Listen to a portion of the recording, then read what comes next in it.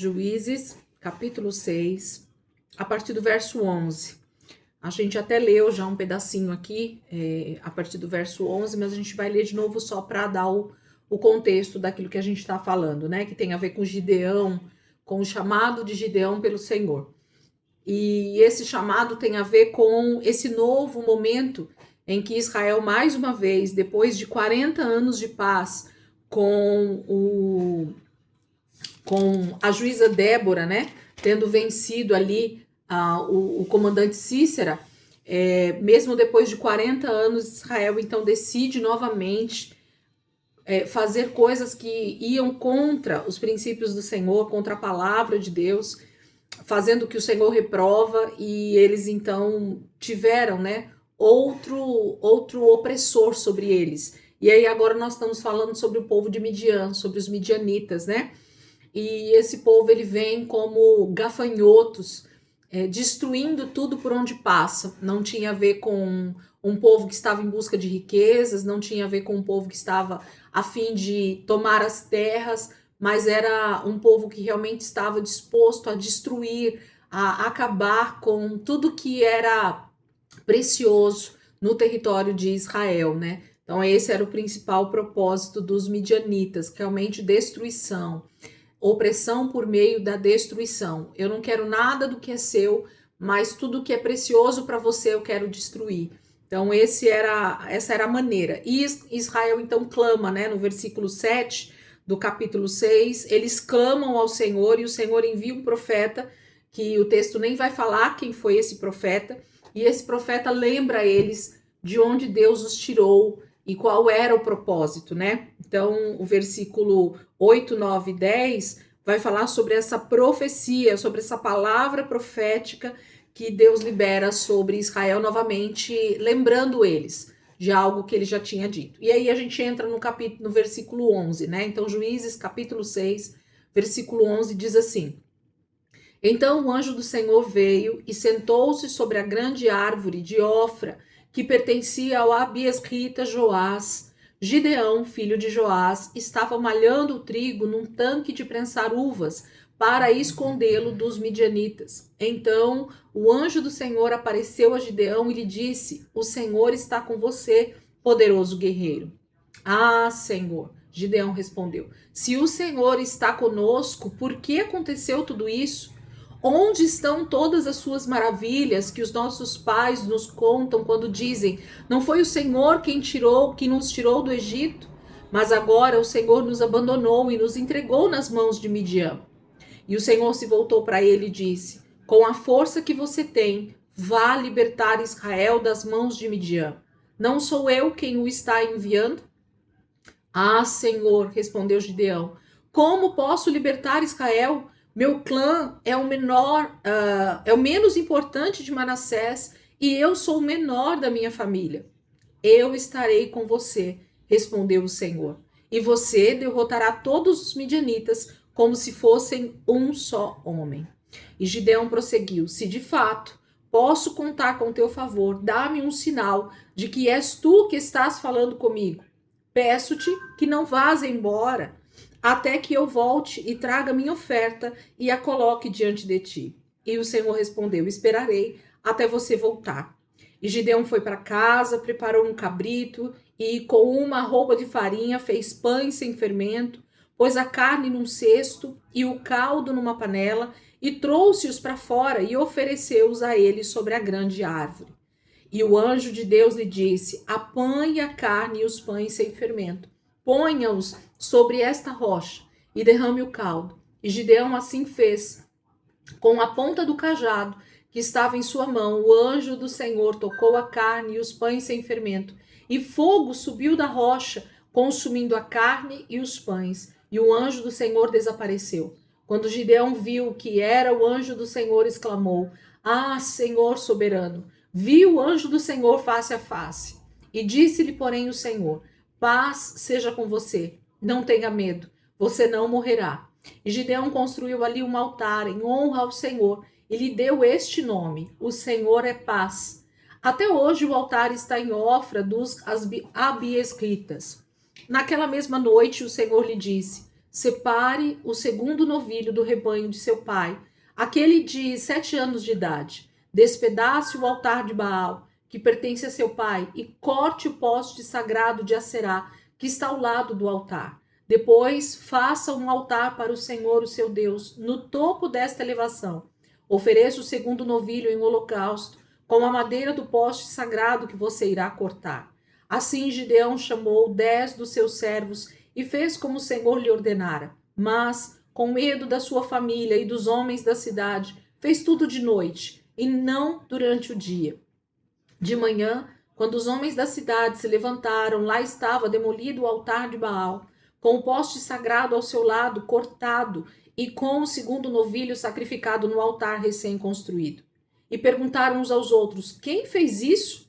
Depois de investigar, concluíram: foi Gideão, filho de Joás. Os homens da cidade disseram a Joás: traga seu filho para fora, ele deve morrer, pois derrubou o altar de Baal e quebrou o poste sagrado que ficava ao seu lado. E Joás, porém, respondeu à multidão hostil que o cercava: vocês vão defender a causa de Baal? Estão tentando salvá-lo? Quem lutar por este será morto pela manhã. Se Baal fosse realmente um deus, poderia defender-se quando derrubaram o seu altar. Por isso, naquele dia, chamaram Gideão de Jerubaal, dizendo que Baal dispute com ele, pois derrubou o seu altar. Nesse meio tempo, todos os midianitas, amalequitas e outros povos que vinham do leste uniram os seus exércitos, atravessaram o Jordão e acamparam no vale de Jezreel. Então o Espírito do Senhor apoderou-se de Gideão, e ele, com um toque de trombeta, convocou os abiesritas para segui-lo. Enviou mensageiros a todo Manassés, chamando-o às armas, e também a Asser, a Zebulon e a Naftali, que também subiram ao seu encontro. Vamos parar aqui, só para a gente já ter um panorama do que está acontecendo, e tem bastante coisa aqui para a gente ver. Paz do Senhor para quem eu não dei aí. Gente, nós temos mais uma etapa, né, em que Israel, então, peca contra o Senhor, mas entendendo que a única maneira de ser livre dos seus opressores era clamando, orando ao Senhor, né? Então, eles buscam e Deus dá uma palavra, lembrando eles a respeito de quem os havia tirado do Egito e de como o Senhor realmente tinha uma promessa sobre eles. E aí o texto vai dizer que depois dessa profecia não se fala que alguém tomou alguma posição. Não se fala, o texto não fala para nós, o texto não traz. Mas o próprio Deus, ele vem, ele intervém na história novamente. E aqui a gente já percebe algo interessante, algo importante, na verdade. Deus sempre é o maior interessado em que nós sejamos libertos, em que nós sejamos livres, em que nós nos voltemos para Ele. Eu só vejo, né, na Bíblia um Deus que busca os seus filhos de forma frenética. Eu uso esse termo frenético porque eu percebo um pai de amor que não se cabe em si, Deus não se aguenta ao ver os seus filhos indo para o inferno. Deus não se aguenta em ver a sua humanidade caminhando rumo ao inferno. E ele, então, sempre está vindo de encontro ao homem, se revelando ao homem, falando com o homem, para que o homem realmente possa se voltar para ele. Então, percebe que, na verdade, nós devíamos sempre estar indo até Deus para justamente buscar essa misericórdia, essa graça, esse favor, para que Deus viesse ao nosso encontro. Mas é o contrário. Eu vejo sempre em toda a palavra Deus vindo ao encontro do homem, resgatá-lo realmente, né? Tirá-lo do lugar de trevas, tirar ele do lugar de escravidão, tirar ele do lugar de opressão para trazer para a liberdade. E mais uma vez o homem sempre peca e se desvia e vai para longe e Deus novamente vem. Então a gente vai vendo essa sequência, né, de erros que a humanidade vai cometendo desde o Éden, e isso caminha em toda a Escritura. Então, se você olhar de forma bem superficial pela Bíblia, você vai ver que é isso que está acontecendo. O ser humano pecando, se desviando de Deus, e Deus o tempo inteiro entrando na história para reverter esse caso, para tentar de alguma maneira atrair o homem para a sua vontade, para o desejo do seu coração. O tanto que ele nos ama faz com que ele não não pare, né, de buscar essa possibilidade de reatar esse relacionamento conosco. Então é sempre Deus. Então quando a gente termina aqui o versículo 10 com a profecia, e aí já entra no versículo 11, realmente há uma quebra, né, de pensamentos ou de narrativas aqui, e a gente começa uma outra narrativa, a gente começa uma outra palavra, e aí entra Gideão nessa história. Então o povo clama, no versículo 7, um profeta aparece, profetiza para eles, mas não há uma sequência de alguém que tenha se arrependido. Percebem isso comigo? Vamos voltar ao versículo 7, só para vocês entenderem isso que eu estou falando e a gente poder caminhar dentro da palavra que Deus dá a Gideão. Versículo 7 do capítulo 6.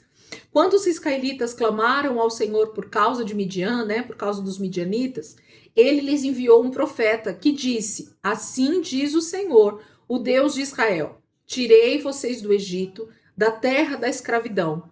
Eu os livrei do poder do Egito e das mãos de todos os seus opressores. Expulsei-os e dei a vocês a terra deles. E também disse a vocês: eu sou o Senhor, o seu Deus. Não adorem os deuses dos amorreus, em cuja terra vivem, mas vocês não me deram ouvidos. Então, a palavra que veio através desse profeta, que a gente nem tem o nome dele, não se fala quem é esse profeta, e a gente não sabe quem foi esse profeta, só mostra que o povo clama e Deus envia uma palavra. E o que mais Deus então esperava é que houvesse uma resposta a essa profecia, que houvesse uma resposta a esse chamado de arrependimento.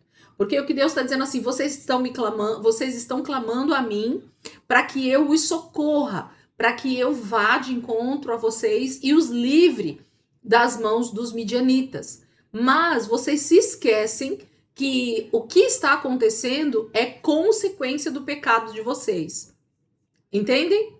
Então, o que Deus espera é nada mais, nada menos de que a partir de uma palavra como essa, de uma palavra profética, que haja arrependimento e retorno. Volta, né? Que o povo se volte para Deus. Mas quando a gente vai começar a ler aqui o texto de Juízes, falando de Gideão, a gente vai perceber um povo, a gente vai perceber uma família, inclusive, que é a própria família de Joás, o pai de Gideão. Uma família que tem um poste, um altar para Baal, com uma estátua de Baal, e um poste ídolo dedicado a Será, que era a esposa, né, de Baal. Sempre tinha isso muito claro, né, nas adorações ali a Baal, a sua esposa sempre estava junto, que é a deusa Será.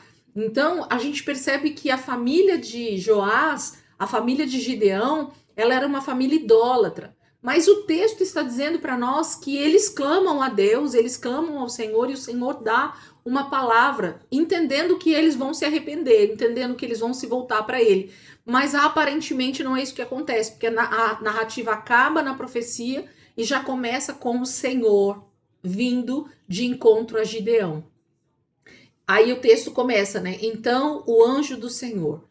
Olha para a Bíblia de vocês e verifica se esse anjo do Senhor está com letra maiúscula. Dá um joia para mim. Joia aí, pastor? Joia. Joinha.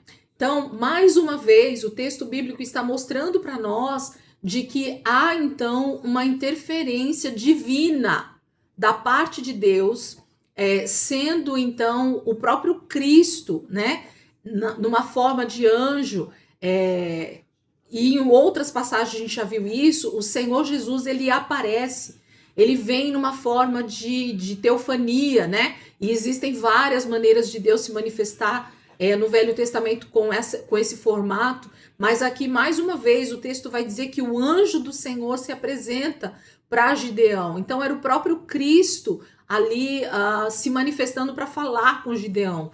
O próprio Deus, né, através do Filho, se manifestando para falar com Gideão. E o texto vai dizer, então, o seguinte para nós, que ele veio e se sentou embaixo de uma grande árvore, né, de Ofra, que pertencia a Joás, a família de Joás, né? O anjo do Senhor se senta ali. E ele começa, então, um diálogo com Gideão, né? Gideão, filho de Joás, estava malhando o trigo num tanque de prensar uvas para escondê-lo dos midianitas. Então, o anjo do Senhor, com letra maiúscula, apareceu a Gideão e lhe disse: o Senhor está com você, poderoso guerreiro. Então, a própria chegada desse anjo do Senhor, que é o próprio Cristo ali, com o seu cumprimento, com a forma dele cumprimentar Gideão, já demonstra quem ele era. Então, há passagens, há textos bíblicos que a gente percebe nitidamente quem é que está falando. Um anjo simples, ele talvez não diria dessa forma para Gideão, ele só daria a mensagem a Gideão, mas aqui o próprio Cristo se apresenta para ele como alguém que está com ele, como alguém que se manifesta para ele, mas está com ele também. O Senhor está com você, poderoso guerreiro. E é tão legal, gente, porque o texto já mostra para nós, quando Cristo se apresenta para Gideão, ele já se apresenta dando as características de Gideão, perdão. Então, Deus ele é tão bondoso, tão misericordioso conosco, que quando ele se apresenta para nós, quando ele vem falar conosco, quando ele ministra a nossa vida, ele já dá a nossa identidade, ele já dá o nosso propósito, ele já dá o nosso chamado, ele já dá a ideia do que, para que ele está ali. Então Jesus não estava se manifestando para Gideão simplesmente para falar com ele de forma simples e depois ir embora. Não, ele já estava trazendo toda a mensagem necessária para Gideão nesse momento do que ele deveria fazer e por que o anjo do Senhor, o próprio Cristo, estava ali. Então ele já dá a identidade de Gideão dizendo: você é um poderoso guerreiro. Eu te fiz para esse tempo. Eu te chamei para esse propósito. Aliás, eu estou te chamando, né, para esse propósito. Então, quando nós estamos trabalhando, quando nós estamos fazendo, quando nós estamos seguindo a nossa vida, Deus está sempre observando toda a terra. E ele vai encontrando homens e mulheres que ele vai entendendo que podem fazer parte desse trabalho, desse grande mover de restauração, desse grande mover de redenção. Nós acabamos de ver a história de Ruth, né? Nós terminamos o livro de Ruth recentemente, como esse homem chamado Boaz, ele entra nessa história para trazer redenção, como ele entra nessa história para trazer restauração ali, né? Deixa eu só fechar a porta aqui, só um minutinho, gente. O barulho tá lá, o barulho cair. Aí tenho medo de vir pro celular. A gente vê que, de alguma maneira, Deus, então, já intervém na história dizendo assim, eu sei que eu posso contar com você, Gideão. Eu sei que nesse momento é você quem vai ser usado por mim para trazer libertação para o meu povo. E em toda a palavra, gente, em toda a Bíblia, Deus vai usar libertadores para salvar o seu povo.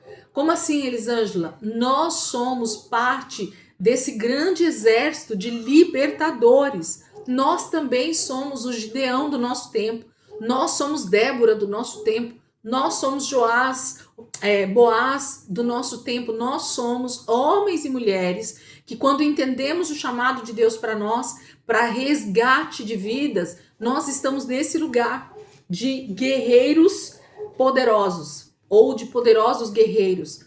Por quê? Porque o texto desde Gênesis vai dizer que Deus está chamando um grande exército para marchar junto com ele, sendo ele o grande general desse exército, para salvar o máximo possível de homens e mulheres numa guerra que está travada contra o nosso maior inimigo desde o início, o início de todas as coisas. Esse é o principal propósito. Olha de novo a palavra, a gente podendo olhar de maneira superficial em cima de toda a palavra, e a gente vai achar sempre esse mesmo formato. Deus usando homens para guerrear, para fazer-se grandes guerreiros, para libertar o seu povo. Então, em todo o texto a gente vai encontrando esses homens e essas mulheres.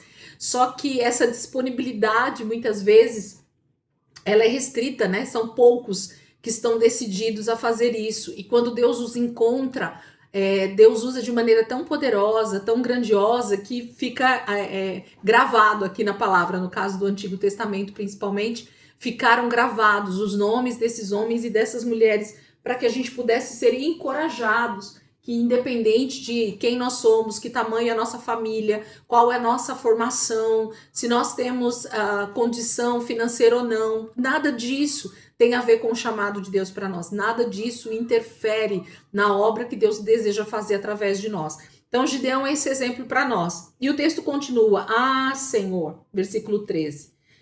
Se o Senhor está conosco, por que aconteceu tudo isso? Onde estão todas as suas maravilhas que os nossos pais nos contam quando dizem: não foi o Senhor quem nos tirou do Egito, mas agora o Senhor nos abandonou e nos entregou nas mãos de Midian. Semana passada eu terminei a aula falando sobre esse trecho. E como é triste, né, meus irmãos, a gente olhar que Gideão está diante do anjo do Senhor, Gideão está diante do próprio Cristo falando com ele, o Senhor o cumprimenta de forma poderosa, está realmente recrutando ele para uma obra poderosa de libertar o povo de Israel, mas nós temos o costume de mostrar para Deus que ele está, de alguma maneira, nos abandonando, nos deixando a própria sorte. A culpa das nossas mazelas é de Deus. E isso é muito triste, porque quando o nosso olhar, né, isso para a maioria dos estudiosos aí chama cosmovisão. O que é a cosmovisão? A cosmovisão é o óculos que eu uso para ver as coisas. Então, se eu pego um óculos com uma lente verde, como que eu vou ver o mundo? Provavelmente tudo verde. Se eu pego um óculos com a lente amarela, eu começo a ver tudo amarelo. Se eu pego um óculos com a visão de que Deus é responsável pelas nossas mazelas, eu vou culpar Deus pelos problemas que eu tô tendo. É como se ele cita nitidamente que os seus pais, os seus antepassados, falam da grandeza do que Deus fez. E ele diz assim: se o Senhor estivesse conosco, nós não estaríamos passando por isso, porque o Senhor já fez algo poderoso. Mas, ô Gideão, aí está a grande questão. Por isso que eu citei, o texto termina primeiro aqui com uma narrativa de Deus trazendo uma profecia a respeito de onde eles caíram. O problema é que Deus não vai continuar me livrando das mãos dos meus inimigos, quando na verdade eu já deveria estar liberto dos meus pecados que me fazem ser oprimido pelos meus inimigos. Vamos de novo, que eu quero que vocês entendam. E eu falei isso semana passada. Qual que é a questão da reclamação de Gideão aqui e do que Deus está falando e o que a gente precisa perceber? Vamos voltar para a gente entender isso que eu acabei de falar. Quando Israel está nas mãos de Faraó lá no Egito, Israel está cego a respeito da sua vida espiritual. Quando nós estamos em pecado, antes de conhecermos a Jesus, a palavra vai dizer que nós estamos cegos dentro dos nossos pecados e delitos. Nós estamos mortos espiritualmente. A gente não tem condição de enxergar porque nós estamos cegos, literalmente. Porém, Deus vai lá no Egito com a sua mão forte e ele liberta o seu povo. Ele, o próprio Deus, ele vai lá com a sua mão poderosa e liberta todo o seu povo da terra do Egito. E os traz para uma terra que manda leite e mel, só que nesse intervalo entre a saída do Egito e a instalação deles na terra prometida, o Senhor então os ensina, o Senhor os discipula, o Senhor os faz compreender que agora eles estão vivos espiritualmente e eles agora têm condições, através da palavra de Deus, através da lei do Senhor, dos mandamentos, de obedecer a Deus e permanecer nesse lugar de liberdade e de permanecer nesse lugar de provisão de Deus e de permanecer nesse lugar de total liberdade no Senhor. Então, quando Deus resgata Israel e os coloca na terra prometida, é debaixo desse entendimento que ele gostaria que o povo permanecesse. Então, o que Deus esperava do seu povo Israel era: agora vocês são o meu povo, eu sou o seu Deus, e eu estou dizendo, não adorem os deuses amorreus, não adorem outros deuses da terra de Canaã, sejam libertos de toda essa idolatria. acabem com esse povo idólatra que mora aí, para que eles não sirvam como armadilha para vocês, como tropeço para vocês. Mas lembra que eu falei para vocês, a gente tem lido isso, Israel não obedece o Senhor. Israel não obedece plenamente a Deus. E quando nós desobedecemos a palavra de Deus, nós vamos encontrando justamente esse lugar de muitos delitos, de muitos deslizes, de muito pecado. E nós vamos então nos afundando nesse lugar novamente de cegueira espiritual. Só que Deus diz o seguinte: a partir do momento que eu os salvei, agora vocês estão num movimento que a gente chama de processo de santificação. Ok? Vocês agora são meus filhos e agora o mínimo que eu preciso que vocês entendam é que para permanecer como filhos de Deus, vocês precisam estar frequentemente se limpando, se lavando, se purificando, buscando a minha presença, amando ao Senhor de todo o coração, então cumprindo todos os mandamentos. E isso vai fazer com que vocês permaneçam sempre livres de todo opressor, de todo inimigo. O que faria Israel permanecer na terra prometida sem que ninguém os atacasse, sem que ninguém viesse contra eles, sem que não houvesse nenhum momento de escassez na vida deles, mas só de prosperidade e vida, seria a obediência. Não é diferente conosco. Quando a gente traz a palavra para os nossos dias, é a mesma coisa. Então, como é que eu faço para permanecer como filho de Deus nesse tempo em que eu vivo? A palavra de Deus também passa a ser o norte, passa a ser a maneira com que eu vivo uma vida de abundância em Deus. E aí a gente entra exatamente no ponto que Gideão está falando. Então Deus está dizendo assim: Gideão, uma vez que vocês foram libertos, foi eu quem fiz mesmo a saída do Egito acontecer, e fui eu que fiz todos aqueles prodígios e maravilhas. Só que agora Israel tinha condições de permanecer nesse lugar de obediência, e eles decidiram desobedecer. E a partir da desobediência, nós sabemos que a palavra de Deus ela está cheia de bênçãos e de maldições.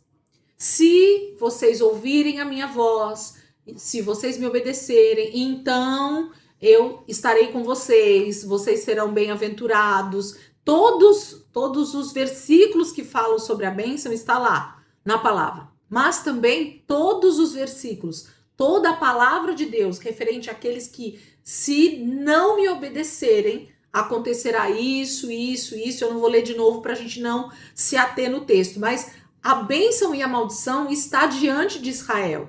A bênção e a maldição está diante de nós. E agora cabe a nós, salvos e remidos, libertos pelo Senhor, de escolhermos qual caminho nós queremos seguir. E Israel escolhe o caminho da desobediência, da idolatria, de caminhar segundo os seus próprios desejos e anseios. E a consequência, infelizmente, é maldição. Porque o Senhor faz isso, lembra? De propósito. Para que, Elisângela? Por que Deus faz isso de propósito? Permitir que eu passe por momentos de tribulação, permitir que eu passe por momentos de dificuldades na minha vida, mesmo eu sendo filho de Deus, porque o desejo de Deus é me atrair para perto dele novamente. Então, se ele não apertar o cerco, permitindo que os inimigos aflinjam Israel, Israel não vai buscar novamente o Senhor. Israel não vai se converter dos seus maus caminhos. Se a minha vida não tivesse momentos de dificuldades, talvez eu nem oraria mais a Deus. Talvez eu nem buscaria mais o Senhor, sim ou não? Nós somos assim. Ok? No momento de maior adversidade e tribulação na nossa vida, geralmente são os momentos que a gente mais busca o Senhor. Mais jejua, mais ora, mais lê a palavra, mais vai para o culto. Por quê? Porque a gente está afligido, porque a gente está em pecado, essa é a verdade. E aí o que eu deveria fazer era justamente ir para os pés do Senhor e me arrepender e me voltar para Ele, para que Ele então volte, né? Me redirecione para um caminho de paz novamente, de prosperidade. Mas a gente, às vezes, é teimoso, como Israel está sendo aqui, né? A gente percebe que Deus trouxe a palavra, para o povo quando eles clamaram, mas eles não fazem nada. E aparece Gideão ainda cobrando Deus, porque ele deveria agir com Israel assim como ele agiu no Egito. Vocês conseguiram entender o que eu quis dizer aqui? Gideão cobra a manifestação de um Deus com as mesmas atitudes que Deus teve lá com eles no Egito. O que Gideão está falando assim, o Senhor deveria fazer o mesmo que o Senhor fez lá no Egito, o Senhor tem que fazer aqui agora. O Senhor tem que nos libertar da mão dos nossos inimigos. O Senhor tem que nos dar uma prosperidade novamente. O Senhor tem que nos dar a libertação. O Senhor, o Senhor, o Senhor. Quando, na verdade, a responsabilidade aqui agora, depois da libertação do Egito, a permanência na bênção tem a ver com a minha obediência. E não com as mãos do Senhor novamente. Senão eu fico usando Deus para me tirar de situações que eu me coloquei. Senão eu fico usando Deus para me livrar de todas as armadilhas que eu mesmo caí com o meu pecado. Senão eu fico usando Deus como aquele que eu busco somente no momento em que eu caio, somente no momento em que eu me afundo no pecado. E isso é muito triste, isso fala de idolatria, inclusive, né? O povo busca o ídolo justamente porque não quer estar em opressão, não quer estar em dificuldades. Então o ídolo ele é usado nesse sentido. Então a idolatria ela está muito baseada nisso e Deus nunca desejou que nós tivéssemos ele como um ídolo, que eu busco para que nada de mal me aconteça. Não, Deus é Pai, Deus é o Criador dos céus e da terra, Deus é alguém que nós devemos amar em obediência e não a busca somente na dificuldade. E aí Gideão então afronta Deus de alguma maneira aqui com essa fala, mas Deus não está interessado nas dores de Israel, pelo contrário, Deus está interessado em que o ser humano o conheça, possa ter experiências com ele e possa se voltar para ele. Por isso que o texto vai mostrar para a gente que o anjo do Senhor, ele não confronta Gideão nas suas questões. Pode perceber que o anjo do Senhor nem dá trela para a conversa de Gideão. Ele só continua falando aquilo que ele veio fazer. Percebem? Então, o versículo 14, o anjo se voltou para ele e disse. Então, ele chega e fala para Gideão que ele está ali para falar. Então, com a força que você tem, vá libertar Israel das mãos de Midian. Não sou eu quem o está enviando? Aí Gideão vem de novo, né? Ah, Senhor, como posso libertar Israel? Meu povo é o menor, a minha casa é a menor. 16. Eu estarei com você, respondeu o Senhor, e você derrotará todos os midianitas. Deus nem confronta, nem responde as questões de Gideão. Ele fala o que ele precisa falar. Mas aí Gideão entende que esse anjo, né, está ali diante dele, e então ele decide oferecer uma oferta, né? Já que é o Senhor quem está falando aqui comigo, então me deixa entregar uma oferta. E esse coração de Gideão nesse momento demonstra o entendimento que Israel tinha a respeito de divindade, né? A respeito de diante de uma divindade, o que eu preciso fazer? Diante de um Deus, diante de um anjo, diante de um Deus com letra minúscula, o que eu preciso fazer? Adorá-lo, né? E a adoração está muito voltada a ofertar, a entregar diante dessa pessoa uma oferta. Por isso que ele pede aqui, né? Gideão, ele fala com ele no 18, peço-te que não vás embora até que eu volte e traga a minha oferta e a coloque diante de ti. Olha que interessante, né? Eu ia falar bacana, mas é no mínimo interessante essa visão de Gideão nesse momento, porque ele está diante do anjo do Senhor, ele não compreendeu muito bem a dimensão disso, de quem é esse anjo que está falando com ele só vai perceber depois, mas ele então entende que ele está diante de uma divindade, que ele está diante de um ser espiritual, e se ele está diante de um ser espiritual, ele precisa ofertar algo. Ele precisa entregar algo diante dessa pessoa, dessa divindade que está dentro dele. Isso fala muito, gente, de uma mentalidade de entendimento de que Deus é merecedor de toda a honra, de toda a glória, mas os deuses com letra minúscula também são.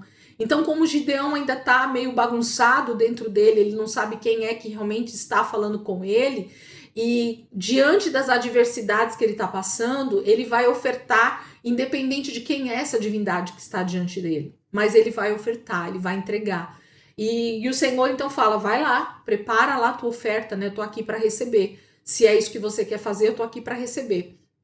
Porque Deus sempre vai ser digno de toda a nossa adoração, independente do nosso entendimento, né? Quando nós entregamos, precisamos entregar com entendimento. Mas se nós não estamos com o nosso entendimento tão aprimorado, Deus vai receber da mesma forma.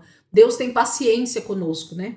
E aí ele fala que Gideão traz, né, prepara toda oferta, e no versículo 20 ele diz assim, e o anjo de Deus lhe disse, apanhe a carne, os pães sem fermento, e ponha-os sobre esta rocha e derrame o caldo.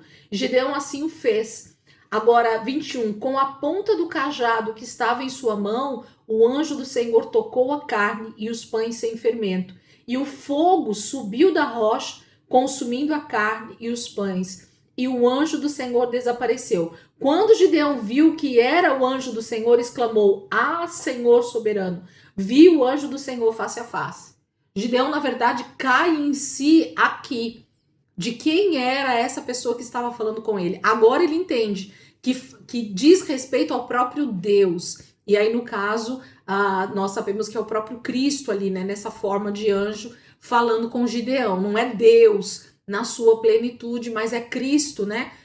Aparecendo para Gideão, assim como apareceu para Jacó, assim como aparece para Abraão ali também, né? No caso de Sodoma e Gomorra. Então, o Senhor se apresenta para nós de maneira amorosa, porém gloriosa, falando conosco a respeito do nosso propósito. E ele então entende que não era um Deus com letra minúscula que estava falando com ele, que não era um anjo qualquer, como Gabriel, como Miguel, não, mas era o anjo do Senhor, era Deus falando com ele face a face. E ele fala, vou morrer, agora eu vou morrer. E aí ele entende, né? O anjo fala para ele em seguida, não mais diante dele, mas provavelmente ele entende isso, ou com uma voz audível, ou com um entendimento no espírito. Versículo 26 diz assim, e disse-lhe, porém, o Senhor, paz seja com você, não tenha medo, você não morrerá. Quando Deus ele decide vir em nosso auxílio e vem falar conosco, e de alguma maneira Deus se manifesta, vocês podem olhar nas escrituras que em nenhum momento Deus vai fulminar o ser humano porque ele está em pecado. Porque na verdade a manifestação de Deus para nós é ele desejando falar com o ser humano em pecado. É ele desejando ministrar vida, ministrar arrependimento ao homem pecador. Então percebem que exatamente o que eu falei no início da aula para vocês, eu percebo um Deus que de maneira frenética busca o homem que está perdido, busca a humanidade que está perdida. E por que ele não vai morrer, mesmo tendo visto o Senhor face a face? Porque aqueles que olham para Cristo, a tendência é se arrepender dos seus pecados. E Cristo não está pronto a nos trazer juízo sobre nós, porque ele é a graça sendo derramada sobre nós. Jesus, até que ele venha agora, nessa era que nós estamos, agora sim ele vai vir trazendo juízo. Mas até que isso aconteça, até o tempo pré-determinado, Jesus sempre vai aparecer para trazer misericórdia e graça, que é o tempo em que nós estamos vivendo ainda, e é o tempo que Gideão também estava vivendo. Deus já se manifestava com graça e misericórdia mesmo na velha aliança, mesmo no Antigo Testamento. Esse aqui é um exemplo muito claro da graça de Deus sendo derramada sobre a vida de um homem. Nós vimos isso no caso de Raabe também, nós vimos isso no livro de Ruth. A gente vai vendo essa graça sendo derramada por Deus através de Cristo em toda a Escritura, não somente no Novo Testamento. Quando a gente acha que a graça ela só está no Novo Testamento, é porque a gente não analisa esses textos, onde Deus se manifesta para o homem, e o homem, mesmo estando em pecado, Deus não o mata, Deus não fulmina esse homem. Por quê? Porque Deus estava se manifestando através de Cristo, trazendo graça e misericórdia para o seu povo Israel e aqui para Gideão.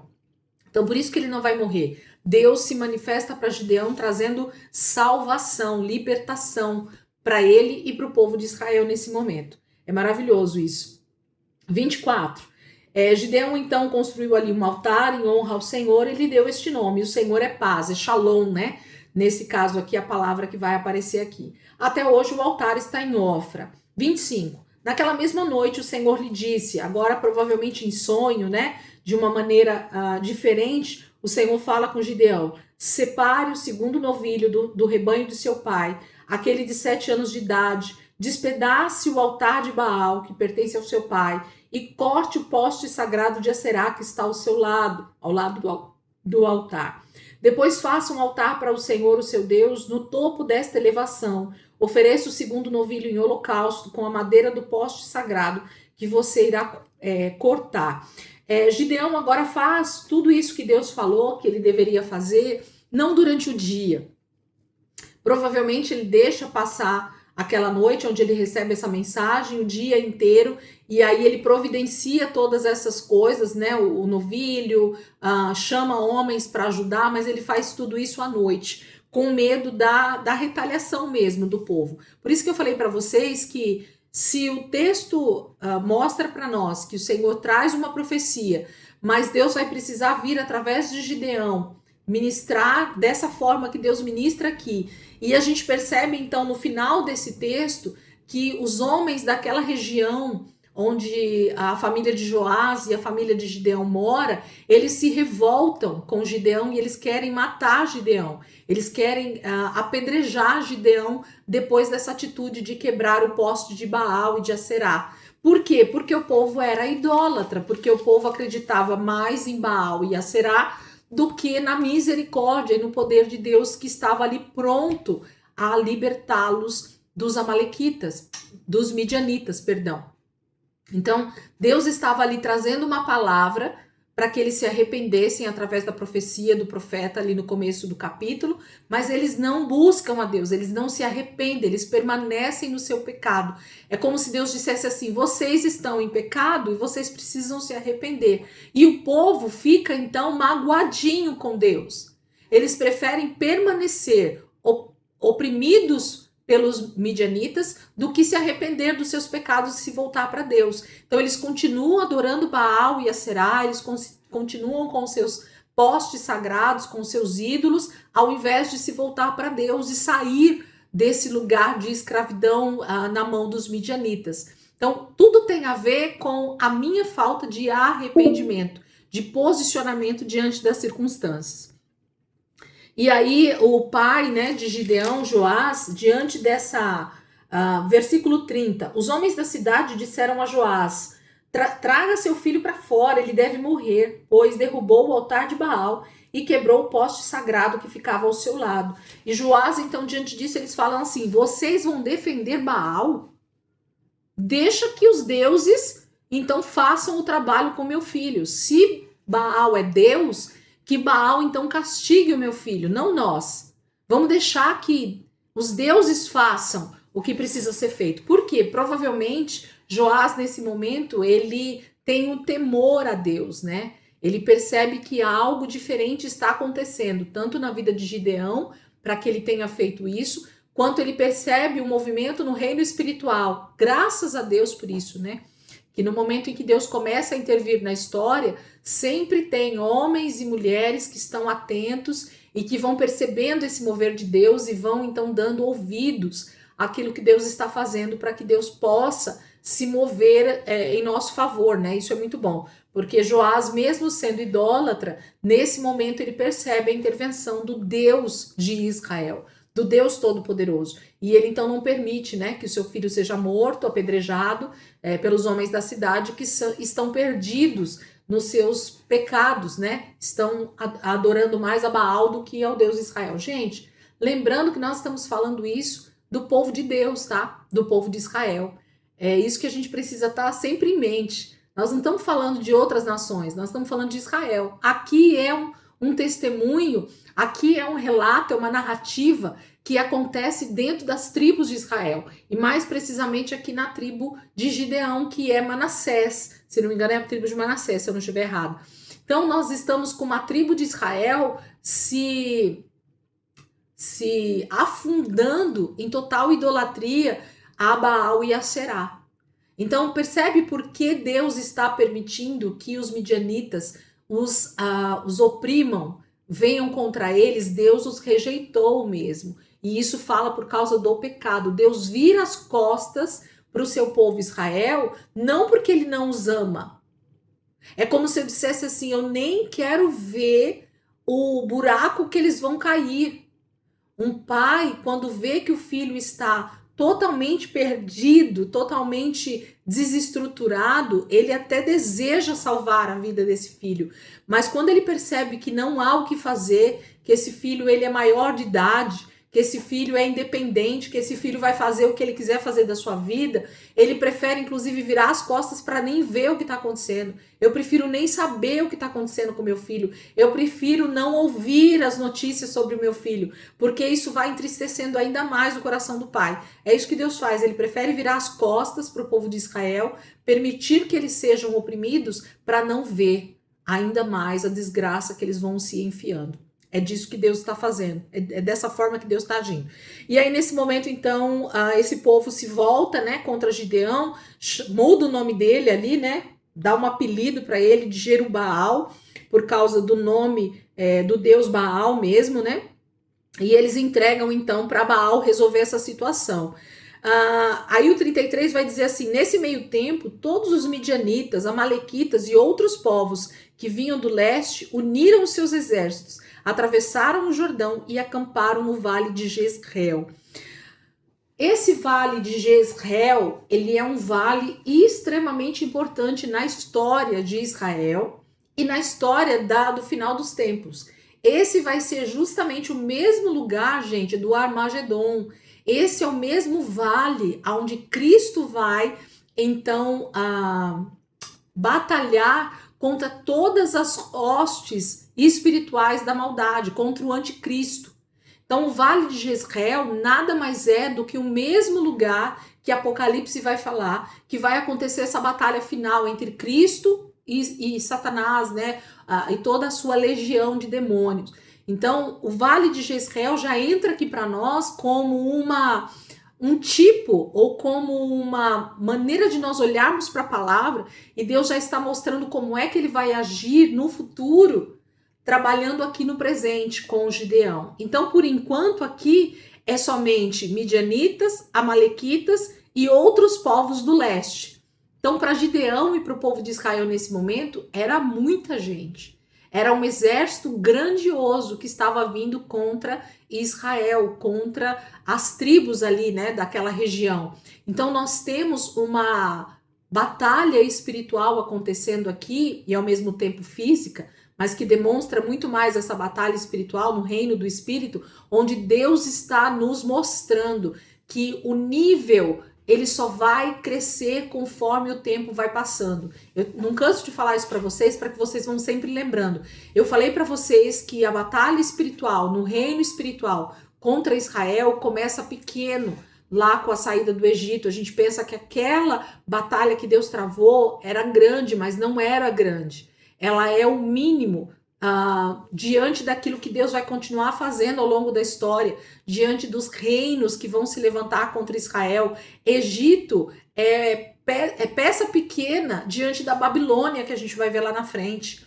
Egito é peça pequena dentro do Império Romano que a gente vai ver depois da Babilônia. Então, o nível de batalha espiritual, ele só vai crescer dentro da palavra de Deus, até que chegue o tempo do fim, onde Cristo vai vir e a batalha no reino do físico e no reino espiritual vai ser tão grandiosa e vai ser a nível global que esse vale de Jezreel, ele vai se tornar um vale onde Cristo vai se encontrar com todos os exércitos que estão vindo contra ele. E o Senhor Jesus, ele vai lutar contra todos esses exércitos e vai vencê-los. Então, o mesmo Senhor que vai lutar aqui com Gideão é o mesmo Senhor dos exércitos que vai lutar no final dos tempos, que nós sabemos que é Cristo. Ele vem para guerrear as nossas guerras. Ele é o Senhor dos exércitos. Ele é quem está sempre à frente da batalha. A gente acha que somos nós que guerreamos contra o maligno, mas que seria de nós se Cristo permitisse que Satanás tocasse em nós através dessas batalhas espirituais, não sobraria nada. Então, quando nós tentamos na força do nosso braço, nós somos derrotados, nós somos mortos. Muitas vezes nós realmente somos derrotados em todos os aspectos que a gente possa imaginar, espiritualmente e às vezes até fisicamente. Então, todas as vezes que Israel esqueceu que ele tinha que buscar o Senhor dos exércitos para suas batalhas, eles perdiam muitos homens, fisicamente falando, e também perdia batalhas espirituais. Agora, todas as vezes que Israel se coloca numa batalha, tendo o Senhor dos exércitos como esse líder espiritual, esse líder da guerra, não há uma batalha sequer dentro da Bíblia que Deus vai perder. E a gente vê isso nitidamente. Todas as batalhas que o Senhor se põe na frente vai ser para ser vencedor. Então, esse vale de Jezreel vai ser o mesmo vale que a gente vai perceber lá no Apocalipse depois. E ele vai se desenvolver, tá? Aqui ao longo das escrituras a gente vai vendo e eu vou falando para vocês qual o nome, né, que ele vai tomando, mas na maioria das vezes ele vai aparecer como Vale de Jezreel mesmo. É o mesmo lugar. 34. Então o Espírito do Senhor apoderou-se de Gideão e ele, com um toque de trombeta, convocou as biesritas para segui-lo. Enviou mensageiros a todo Manassés, chamando-os às armas, e também Asser, Zebulon e Naftali, que também subiram ao seu encontro. Arma-se uma grande batalha, arma-se um grande exército para ir contra os amalequitas, os midianitas e outros povos que vinham do leste. Então, há um nível de batalha espiritual acontecendo, mas há um nível de batalha física também acontecendo, que é a representação. Gente, Israel sofre contra os seus inimigos físicos e espirituais desde sempre. A gente vê isso agora. Estamos vivendo um período de guerra no Oriente Médio. E a nação que está sendo atacada de forma feroz é quem, gente? É o Irã? É Palestina? Não, é Israel. O foco de tudo é Israel. É o povo do Senhor. Então a gente já sabe que essa batalha ela não acabou e não vai acabar até que Cristo volte e ele realmente acabe com todos os inimigos de Deus, né?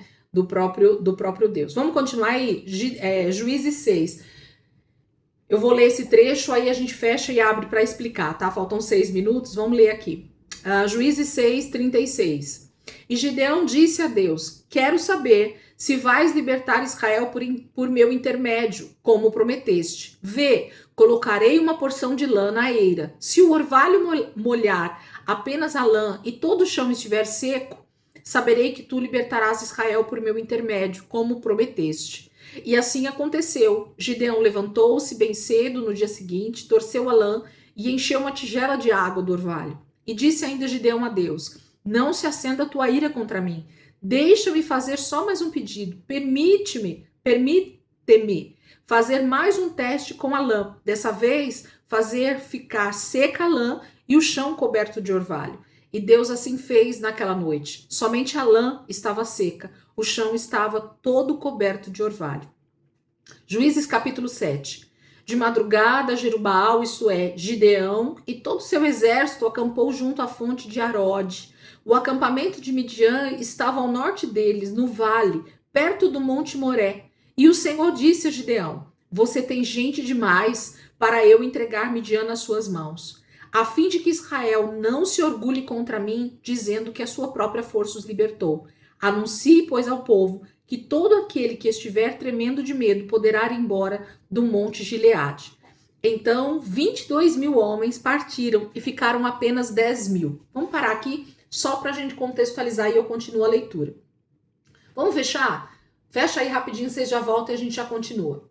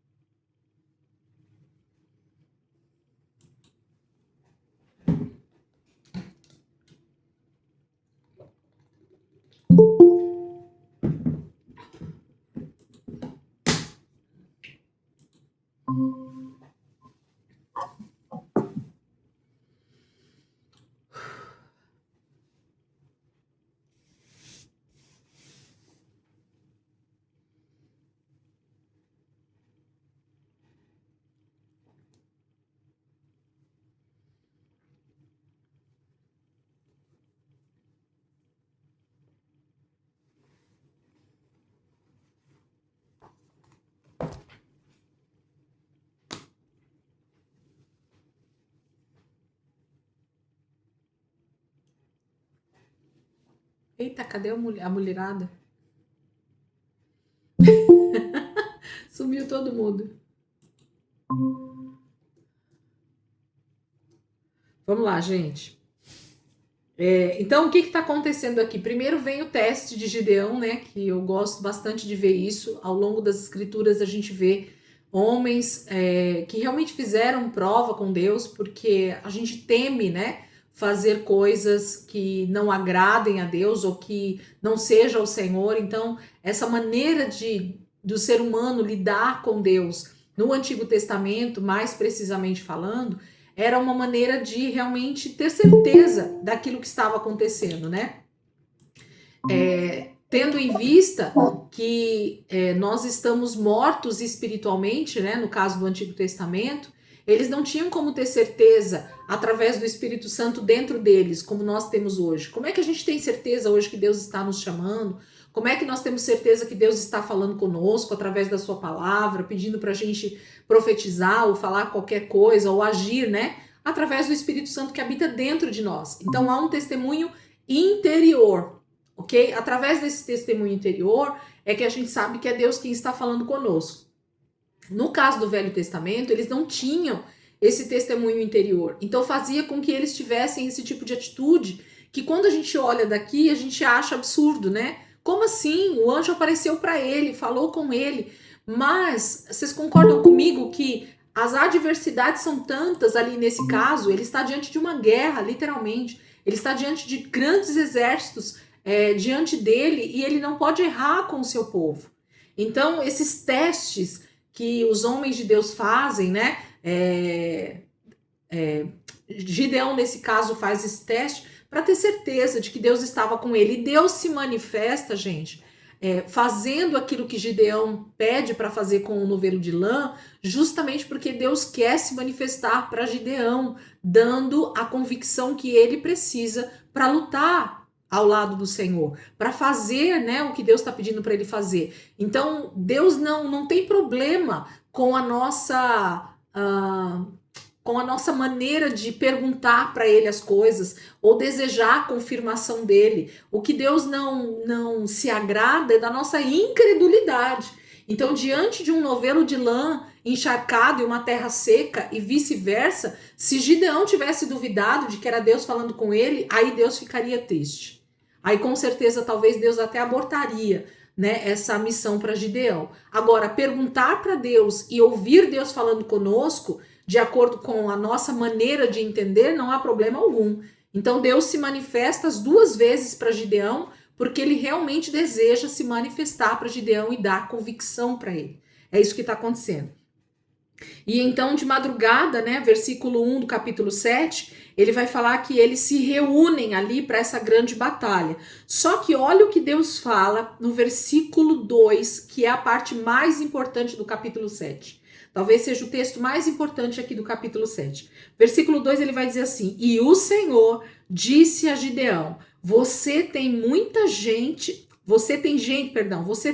demais para eu entregar Midian nas suas mãos. Tem gente demais nesse exército para que eu, Deus, para que eu, Jesus, faça o que eu preciso fazer para vocês. Por quê? Deus explica. A fim de que Israel não se orgulhe contra mim, dizendo que a sua própria força o libertou. Então, qual que é a questão de Deus, gente? Deus sempre vai preferir trabalhar com menos gente, mas que ele então possa receber toda a glória no final. Porque, na verdade, toda batalha, se ela tem um cunho muito mais espiritual do que física, então isso quer dizer que toda batalha dentro da palavra de Deus tem a ver com a vitória a partir de Deus, a partir de Cristo, a partir dessa vitória espiritual. Nós não conseguimos lutar contra Satanás e os seus anjos. Isso é uma bobagem a gente achar que a gente tem força em nós mesmos, que a gente é espiritual o suficiente para isso. Então, para que Israel não achasse que eles tinham um exército maior do que o exército inimigo e seria essa a causa deles terem ganho essa batalha, Deus diz: precisa ficar o mínimo possível de guerreiros para que a glória seja dada para mim. Para que vocês entendam que sou eu quem estou lutando por vocês. E não tem a ver com o ego de Deus aqui, tá, gente? É o contrário. Deus precisa fazer com que eu e você tenhamos uma certeza e uma convicção de fé de que Ele tem lutado por nós. De que é a força dele que faz a gente vencer. De que a gente realmente é fraco. De que Satanás, ele realmente é astuto. De que as nossas armas, elas são espirituais em Deus e não armas naturais. Então Deus está dizendo assim, olha, Gideão, eu estou vendo que você convocou Israel para essa batalha, só que eu estou vendo gente demais aí. Eu preciso fazer com que Israel perceba mais uma vez que sou eu quem estou lutando por eles. Eu os amo tanto que eu vou batalhar essa guerra. Vocês não vão ter que lutar. Então, é por isso que Gideão é obrigado a anunciar, né? Versículo 3, Deus manda ele anunciar. Anuncie, pois, ao povo que todo aquele que estiver tremendo de medo poderá ir embora do monte Gileade. Então, 22.000 homens partiram e ficaram apenas 10.000. Então, nós temos 32.000 homens nesse momento.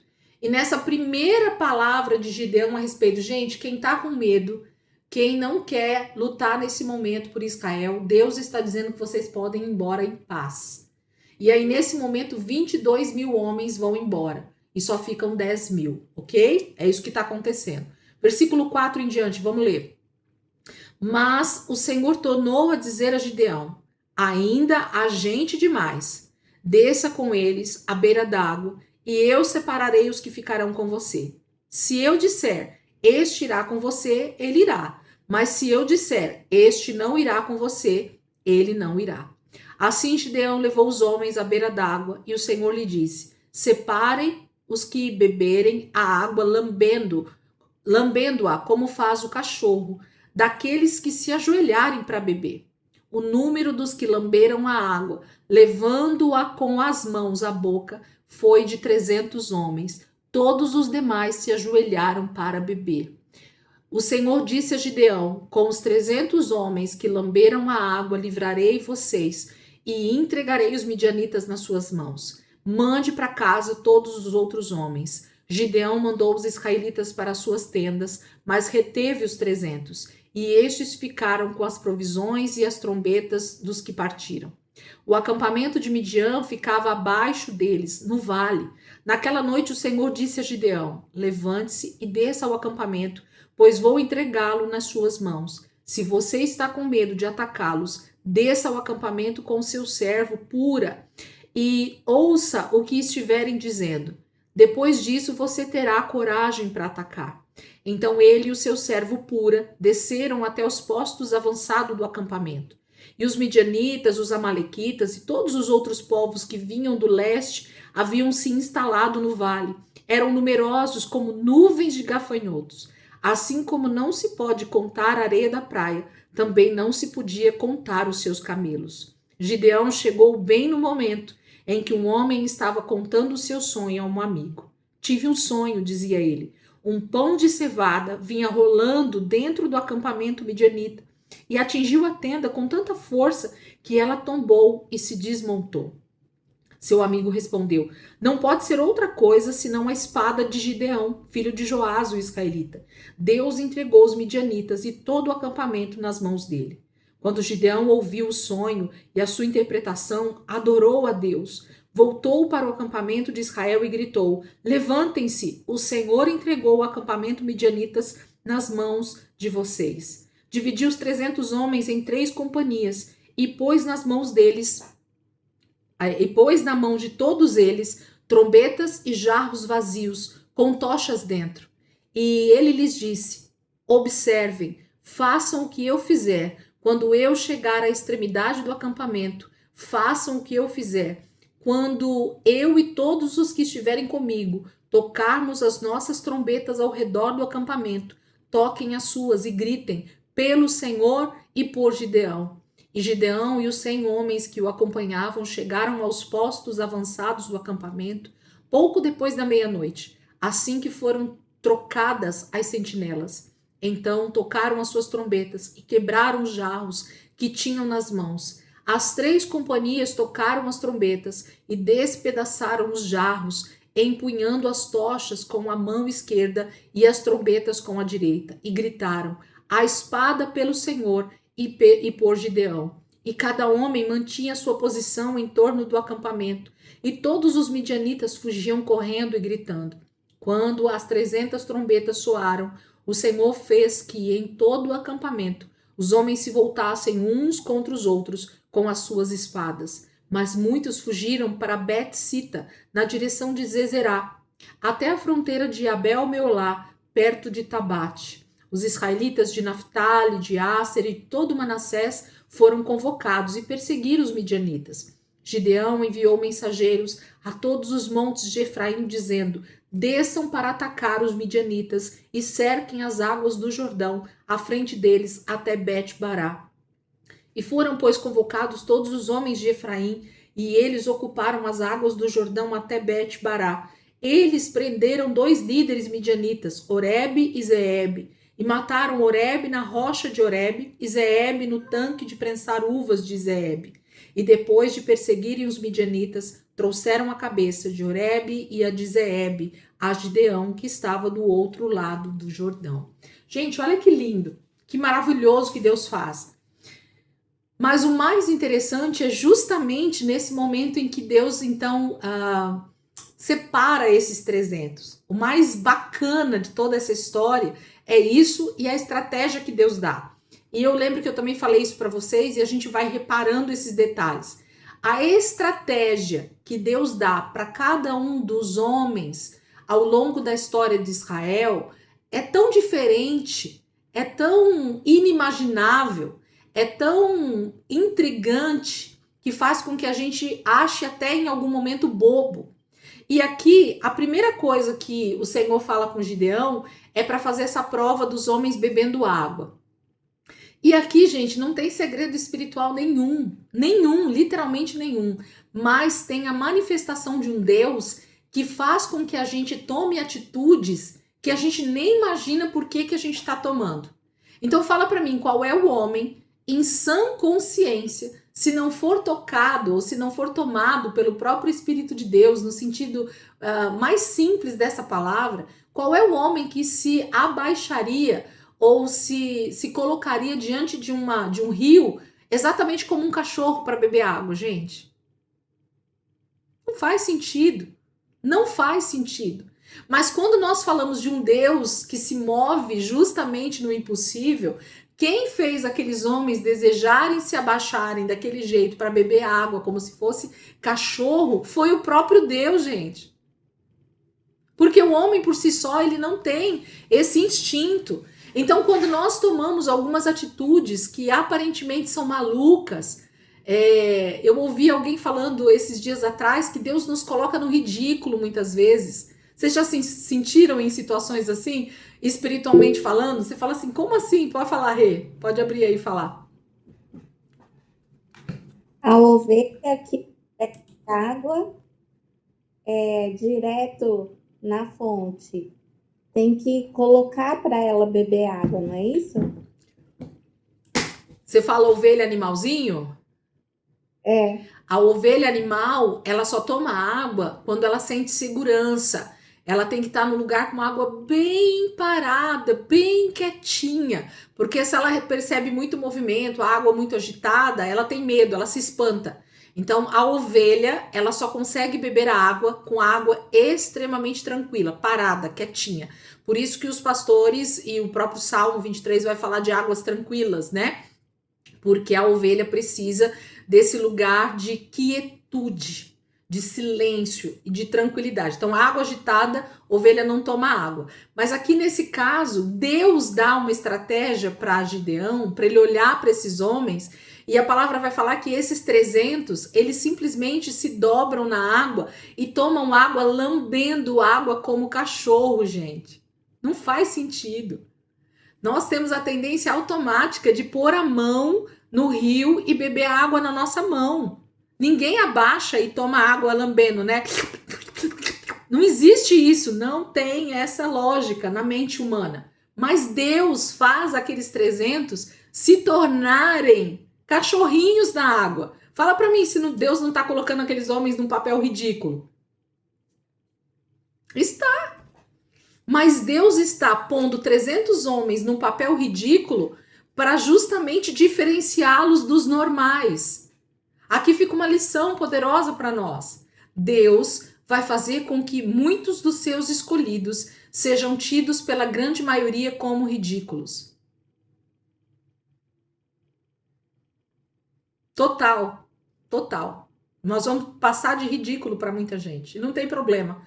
Deus está nos escolhendo para sermos ridículos em uma geração em que todo mundo parece ser muito normal, né? O mundo parece estar tudo muito normal e a gente aqui é os ridículos da história. Não tem problema, é com esses que Deus conta. E aqui rapidinho, então, Gideão então separa esses 300 e dos 10 mil então que sobraram, 9.700 vão embora e só sobra os 300, tá? Então aqui não tem nenhuma numerologia, não tem nenhum misticismo aparentemente falando, mas tem justamente um Deus que deseja que a glória seja dada totalmente para ele, e ele quer demonstrar para mim e para você que quem luta as nossas guerras é ele. E ele vence. Mas melhor de tudo, vamos continuar? Melhor de tudo aqui, gente, é justamente a estratégia que Deus dá. Porque aí, conforme Gideão convoca esses homens, esses 300 homens, o Senhor vai dar a estratégia para Gideão nesse momento. E a estratégia vai ser, olha só a estratégia, gente. Gideão tem medo, né? Aqui eu não vou nem citar porque a história mostrou mesmo, ele tá com medo e Deus fala assim, vai lá ouvir então o que os midianitas estão falando. E quando ele chega lá com o servo dele chamado Pura, eles ouvem uma pessoa lá do acampamento contando um sonho. E essa pessoa conta um sonho justamente de que o exército midianita seria derrotado.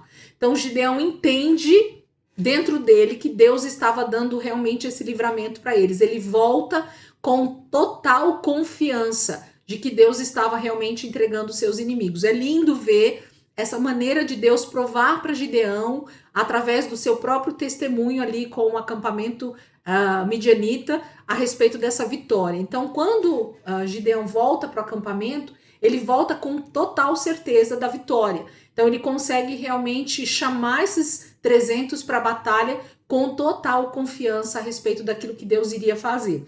Quando ele chama os homens no 15, olha só. Quando Gideão ouviu o sonho e a sua interpretação, adorou a Deus. Voltou para o acampamento de Israel e gritou: levantem-se, o Senhor entregou o acampamento midianita nas mãos de vocês.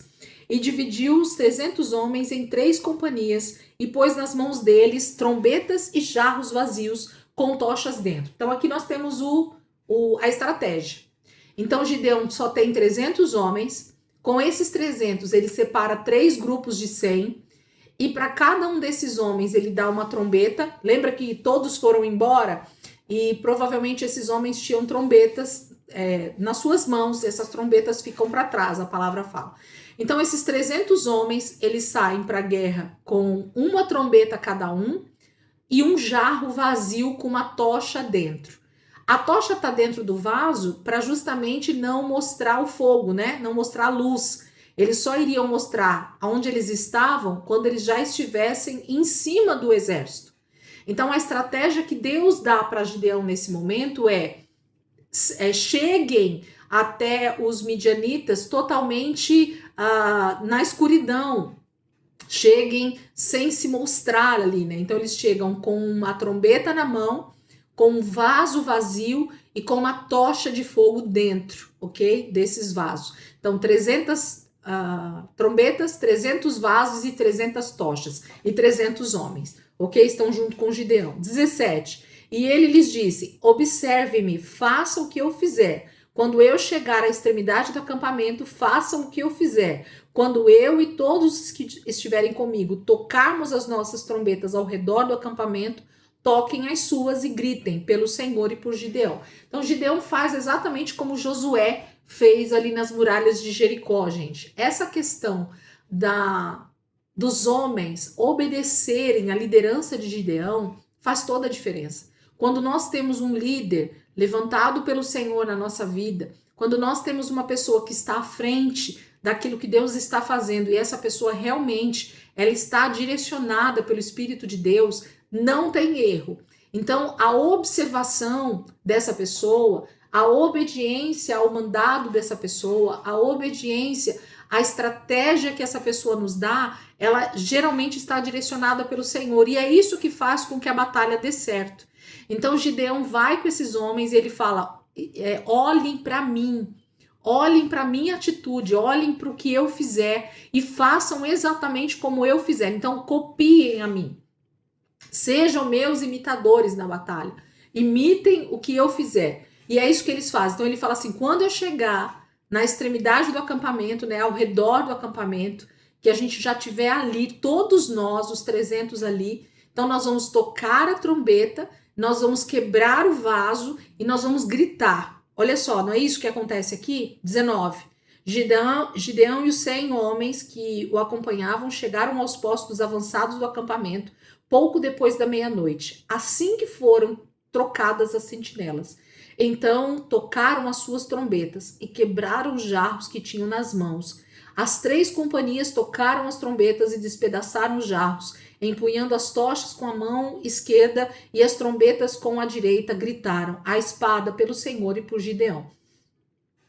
Gente, pensa comigo, você está dormindo, meia-noite, o ápice, né, do sono de uma pessoa, e do nada você vê um grito ensurdecedor, primeiro um toque de chofar, que a gente sabe que o toque dessa trombeta era algo também ensurdecedor. Então, primeiro eles tocam o chofar, a trombeta, e em seguida eles gritam e quebram o vaso, e então a tocha é manifesta. Então, pensa que eles têm uma tocha na mão, então agora tem um fogo cercando todo o acampamento midianita, tem uma trombeta sendo tocada, todos ao mesmo tempo, então aquele barulho ensurdecedor de guerra e um grito de pelo Senhor e por Gideão. Então nós temos um acampamento cercado com todo esse exército, somente de 300 homens, porém fazendo isso em uníssono. O que é isso? Todos exatamente juntos, todos numa força só. Quando isso acontece, gente, a palavra fala que aí o Senhor entra.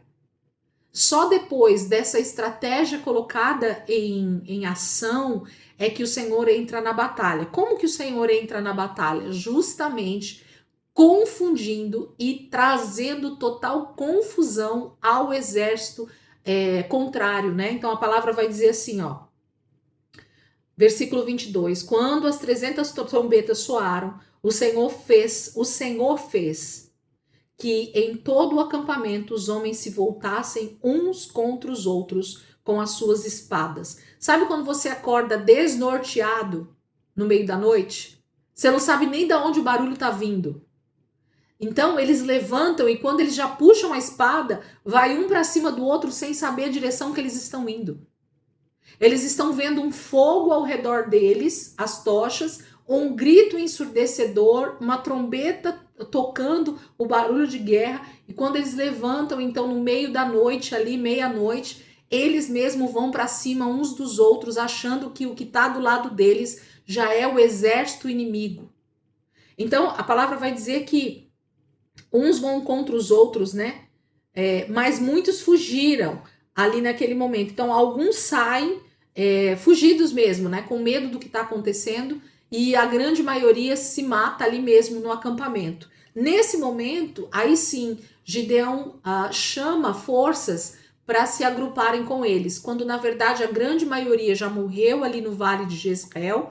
Agora sim, os israelitas são chamados para terminar essa matança, né, dos amalequitas, dos midianitas, dos amalequitas e desses homens que estão ali. E aí vai falar sobre 2 específicos, né? Versículo 25. Eles prenderam 2 líderes midianitas, Oreb e Zeeb. Mataram Oreb na rocha de Oreb e Zeeb no tanque de prensar uvas de Zeeb. E depois de perseguir os midianitas, trouxeram a cabeça de Oreb e de Zeeb a Gideão, que estava do outro lado do Jordão.